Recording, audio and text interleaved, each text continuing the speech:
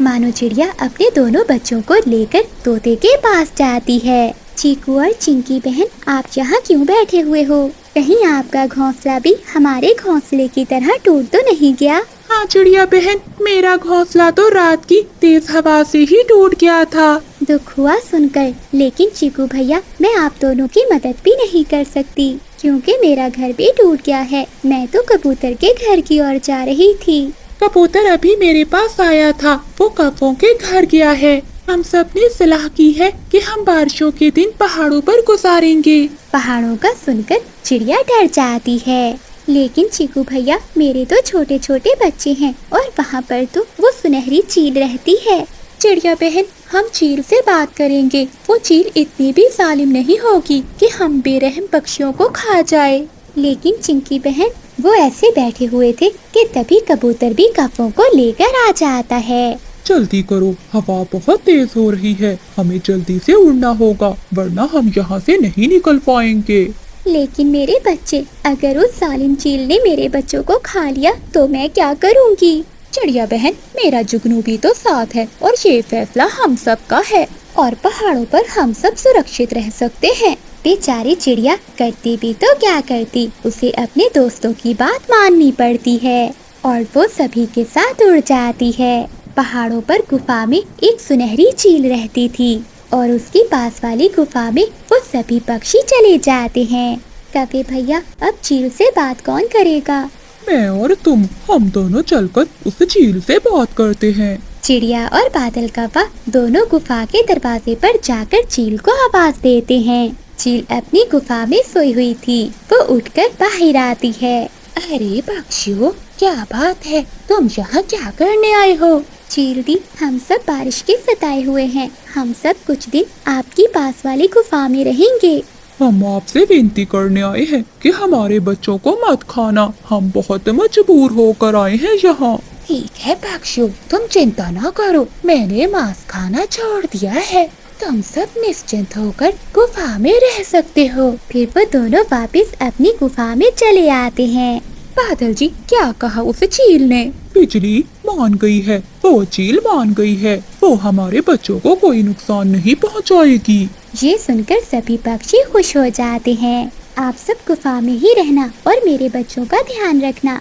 मैं और कबूतर भैया दाना लेकर आते हैं। चिड़िया बहन, ध्यान से जाना, बाहर बहुत तेज बारिश है। फिर चिड़िया और कबूतर अपनी गुफा से बाहर निकलते हैं और वो दाने की खोज में जंगल में जाते हैं। जंगल में तो हर तरफ पानी ही पानी था, भोजन मिलना बहुत मुश्किल था। पानी में डूबा हुआ एक फलदार पेड़ चिड़िया देख लेती है। बंटी भैया, वो देखें, वहाँ एक फलदार पेड़ है। फिर चिड़िया और कबूतर उस फलदार पेड़ के पास जाते हैं और उस पेड़ से कुछ फल तोड़ लेते हैं। बचाओ बचाओ, कोई मेरी मदद करो। कबूतर भैया, ये किसकी आवाज़ है? लगता है कोई पक्षी मुसीबत में है। चलो देखते हैं। वो थोड़ी दूर आगे उड़ते हैं तो सामने झाड़ियों में बुलबुल फंसी हुई थी। कबूतर और चिड़िया वहाँ जाकर बुलबुल को झाड़ियों से बाहर निकालते हैं। अरे बुलबुल बहन, आप यहाँ कैसे फंस गईं? चिड़िया बहन, भोजन की खोज में निकली थी, लेकिन तेज हवा के कारण मैं उड़ नहीं पाई और इस झाड़ियों में आकर फंस गई। अगर तुम दोनों मुझे ना देखते तो शायद मैं यहाँ पर ही मर जाती। बुलबुल बहन, आपको कुछ भी नहीं होगा। चलो, आप भी हमारे साथ चलो। लेकिन कहाँ चिड़िया? हम सब पहाड़ों पर एक गुफा में रह रहे हैं। लेकिन पहाड़ों पर तो वो जालिम चील रहती है। बुलबुल, तुम चील की चिंता ना करो, चील ने वादा किया है कि वो हम पक्षियों में से किसी को भी नहीं खाएगी। फिर चिड़िया, बुलबुल और कबूतर वो फल लेकर अपनी गुफा में आ जाते हैं।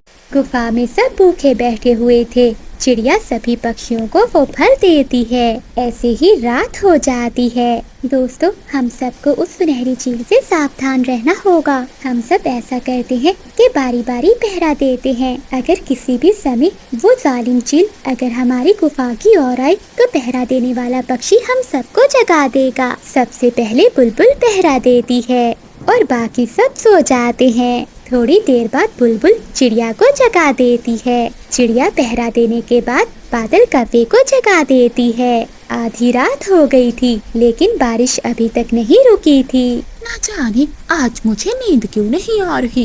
नींद आई भी कैसे? क्योंकि मेरे पड़ोस में नरम नरम मांस है, उसकी खुशबू मुझे भला कहाँ सोने दे सकती है। अरे लगता है सब सो गए होंगे। चुपके से एक छोटा बच्चा उठाकर ले आती हूँ, किसी को थोड़ी ना मालूम होगा। ऐसा सोचते हुए सुनहरी चील आहिस्ता से गुफा का दरवाजा खोलती है और दूसरी गुफा की ओर जाती है। चील जैसे ही दूसरी गुफा में झांक कर देखती है तो बादल कौवा चील को देख लेता है। कौवा शोर मचाता है। चील चील उठ जाओ पक्षियों, चील हमें देख रही है। सभी पक्षी उड़ जाते हैं और सुनहरी चील पीछे हट जाती है। फिर सभी पक्षी गुफा से बाहर आते हैं। चील दी, आप बड़ी हो इसलिए हम सब आपको छोड़ रहे हैं, वरना हम सब मिलकर आपको जान से ही मार देते। मैं तो पानी पीने आई थी। अच्छा, पानी पीना है तो बारिश का पी लो। देखो जंगल में पानी की कमी है क्या? फिर चील चुप करके वहाँ से वापस चली जाती है। देखा दोस्तों, मैंने कहा था कि हमें इस चील का विश्वास नहीं करना चाहिए। फिर सभी पक्षी सो जाते हैं और चिड़िया पहरा देने लगती है। वो गहरी रात गुजर जाती है। अगली सुबह हो जाती है। बारिश भी रुक गई थी और मौसम साफ हो चुका था। वो सब बहुत खुश होते हैं और वो सब सुरक्षित वहाँ से लौट जाते हैं। प्यारे दोस्तों, पक्षियों ने एक दूसरे की मदद की और एक दूसरे का ख्याल रखा। ऐसे उन सबकी जिंदगियां सुरक्षित रहीं। बादल कौवे के घर बंटी कबूतर बिजली कौवे का रिश्ता लेकर आता है। कबूतर, दहेज की हमें कोई जरूरत नहीं, लेकिन दुल्हन सुंदर होनी चाहिए मेरे बेटे की। सुंदर, बहुत सुंदर है वो कौवी। ये देखिए, मैं उसकी तस्वीर भी लाया हूँ।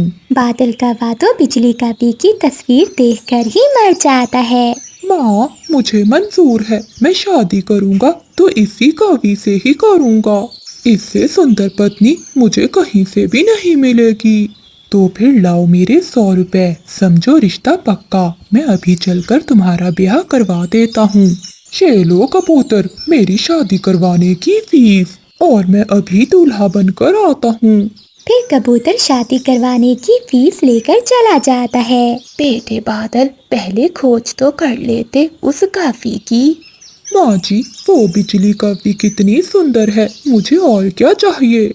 बस आप मुझे मेरे पिता की शादी वाली पगड़ी दे दें और मैं जल्दी से ब्याह कर ले आऊं अपनी सुंदर पत्नी को। पत्नी जी का नाम तो बिजली है, लेकिन पत्नी जी बोल नहीं रही।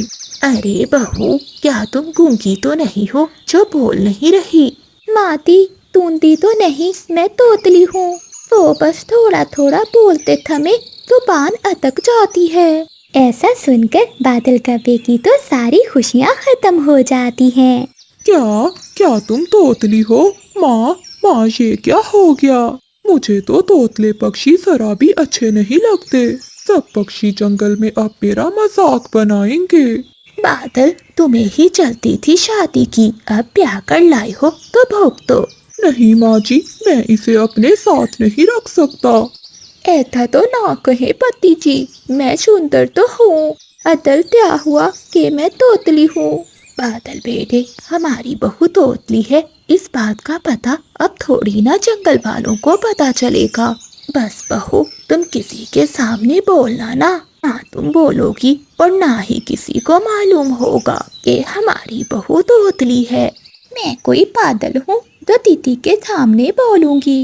देता पति दी, माँ दी कितनी बुद्धिमान है। फिर ऐसे ही कुछ दिन गुजर जाते हैं। एक दिन बादल कौवे के घर में उसका दोस्त चीकू तोता और उसकी पत्नी चिंकी तोती आते हैं।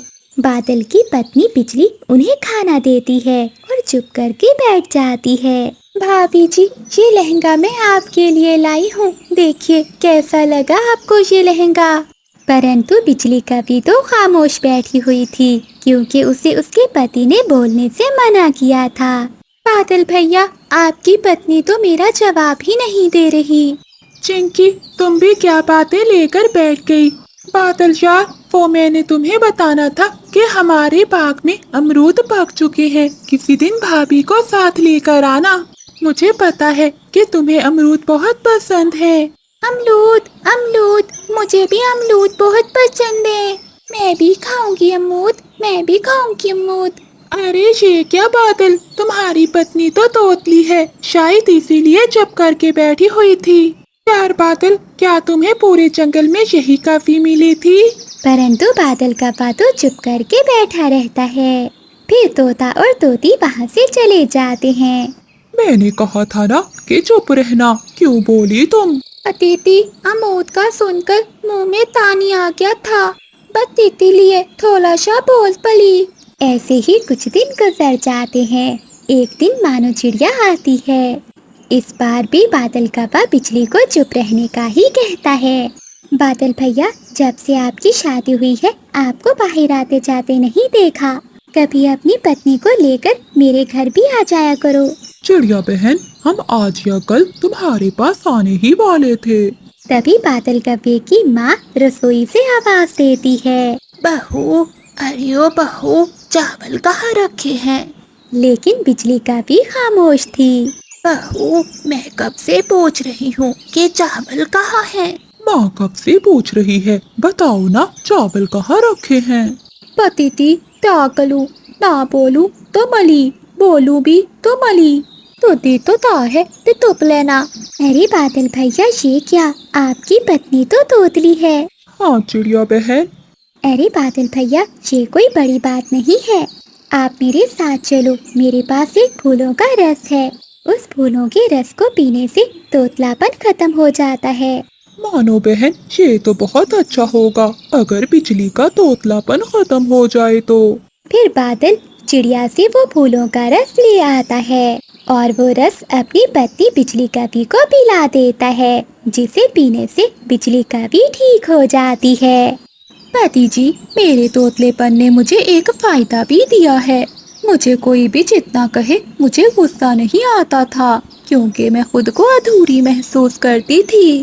बिजली, मैं बहुत खुश हूँ कि तुम मेरी पत्नी हो। फिर वो पति पत्नी खुशी खुशी साथ रहते हैं। बादल जी, बाहर तो जोरों की बारिश हो रही है, अब क्या करेंगे? मेरा तो भूख से बुरा हाल है। बिजली, तुम जाओ और बबली कबूतरी से 2 दाने ही ले आओ। बादल जी, मैंने कल ही उस गंदी आंखों वाले से लड़ाई की थी, मुझे नहीं विश्वास कि वो मुझे आज दाना देंगे। बिजली, अगर वो दाना नहीं देंगे तो मैं चिड़िया से मांग लाऊंगा। एक बार तुम जाकर तो देखो। फिर बिजली कौवी अपना छाता उठाती है और बबली कबूतरी के घर जाती है। बिजली कौवी दरवाजे पर दस्तक देती है। कौन कौन है बाहर? बबली बहन, मैं हूँ तुम्हारी बहन बिजली। रुको बबली, मैं चाहता हूँ, कल तो इसने मुझसे लड़ाई की थी, तो आज ये यहाँ क्या करने आई है? फिर कबूतर दरवाजा खोलता है। बताओ कभी क्या काम है? कबूतर भैया, मेरे पेट में दर्द हो रहा है भूख से। और बस बस, चलो भागो यहाँ से। मेरे पास दाना नहीं है जो ऐसे मौसम में मैं तुम्हें दाना दूं। कल तो मुझसे लड़ाई की थी, तो आज यहाँ क्या करने आ गई? चल भाग यहाँ से। ऐसा कहते हुए कबूतर दरवाजा बंद कर लेता है। गंदी आंखों वाला मोटा कबूतर, अगर दाना नहीं देना तो पूरी बात तो सुन लो। जाओ जाओ, सुन ली तेरी बात, बेकारी कभी कहीं की। गुस्से में बिजली कौवी वापिस चली जाती है। क्या बना बिजली, क्या दाना दे दिया कबूतर ने? अंधे हो क्या? अगर दाना होता तो मेरे पास होता, मैंने कौन सा खा लिया है। उस गंदी आंखों वाले ने बहुत बेइज्जती की है मेरी। तो ठीक है बिजली, मैं चिड़िया के पास जाता हूँ। फिर बादल कौवा अपने घर से निकलता है और वो चिड़िया के घर जाता है। वो घर के दरवाजे पर दस्तक देता है। एक तो मेरा घर टपक रहा है और ये कौन आ गया ऊपर से? तभी चिड़िया दरवाजा खोलती है। हाँ कौवे, बताओ क्या हुआ? मैं पहले ही बहुत परेशान हूँ। चिड़िया बहन, मेरी बात प्यार से सुन लो। कौवे, मेरा घर पहले ही टपक रहा है, मुझे अपने घर की मुरम्मत भी करनी है, बताओ क्या काम है? चिड़िया बहन, मैं पीपल का पत्ता लाता हूँ और तुम्हारे घर की छत की मुरम्मत कर देता हूँ, लेकिन बदले में तुम्हें मेरा एक काम करना होगा। बताओ बताओ क्या काम है? मुझे खाने के लिए दाना दे देना। ठीक है, दाना तो मैं तुम्हें दे दूंगी, लेकिन बाद में, पहले मेरे घर को ठीक करके दो। ठीक है चिड़िया, मैं अभी जाता हूँ और पेड़ के बड़े बड़े पत्ते लाता हूँ। फिर बादल कौवा जल्दी से उड़ता है और वो घने जंगल की ओर जाता है। कौवा पीपल के पेड़ पर जाता है और कुछ पत्ते तोड़ लेता है। इस पापी पेट की खातिर मुझे क्या क्या करना पड़ता है। ऐसे काम करने से तो मेरी भूख और भी बढ़ गई है। फिर बादल कौवा पीपल के पत्ते लेकर चिड़िया के घर की ओर जाता है और चिड़िया के घर की छत पर बैठकर पीपल के पत्ते अच्छे से लगा देता है। शेतू चिड़िया को अपना खोया हुआ अंडा भी मिल जाता है और बुलबुल को भी अपने अंडे मिल जाते हैं।